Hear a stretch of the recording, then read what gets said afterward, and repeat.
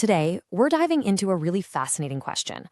Why do some of us, consistently pick safety and predictability over all the excitement and new stuff out there?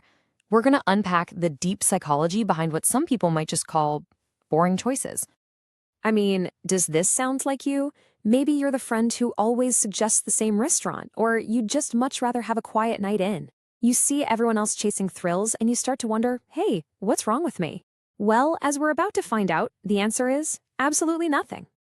All right, so let's start by breaking this whole preference down. Is it really just a simple choice, like preferring vanilla over chocolate? Or is there something way more complex going on just under the surface? And we see these choices everywhere, right? It's that comfort you get from a predictable routine, the calm of watching a movie you already know you love, the sheer ease of a quiet evening. On the surface, yeah, they just look like simple habits. But what if they're not just habits at all? Because here's the thing, these choices, they're actually clues. They're like little breadcrumbs leading back to a much, much deeper emotional story, one that really explains why our brains might learn to value safety above everything else. And that whole story, it starts with a very specific feeling. So, let's get into that origin story. It often begins way back in our past, with this feeling of being, replaceable. A feeling like you don't have a secure, stable spot in the emotional lives of the people around you. This all stems from what psychologists call an unstable emotional history. Just imagine a childhood where a parent was super warm and loving one day, but then totally cold and distant the next, for no reason you could figure out. Or maybe affection was conditional. You only got it for good grades or for being perfectly behaved. You learn really fast that connection isn't a guarantee. You just never know if it's going to be there tomorrow.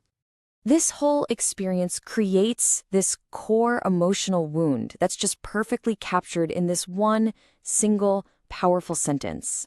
I grew up feeling replaceable. And when you feel disposable to the very people who are supposed to be your rock, it fundamentally changes what you look for in the world. Okay, now here's where it gets really, really interesting. The brain's response to this feeling isn't emotional, it's not irrational. Actually, it's incredibly logical. It's basically a survival instinct kicking into high gear to protect you from getting hurt again. So how does the brain learn from all this? Well, it goes through all this emotional instability and it learns a huge lesson. Those intense emotions, the grand gestures, a lot of the time they're temporary and you just can't count on them. So, to ensure its own survival, the brain pivots. It completely stops chasing intensity and starts looking for the exact opposite, consistency. And I really want to pause on this for a second because it's so important. This pivot, it's not a weakness. It's not some kind of emotional failing. It is a brilliant, totally logical adaptation by a brain that is just trying to keep you safe.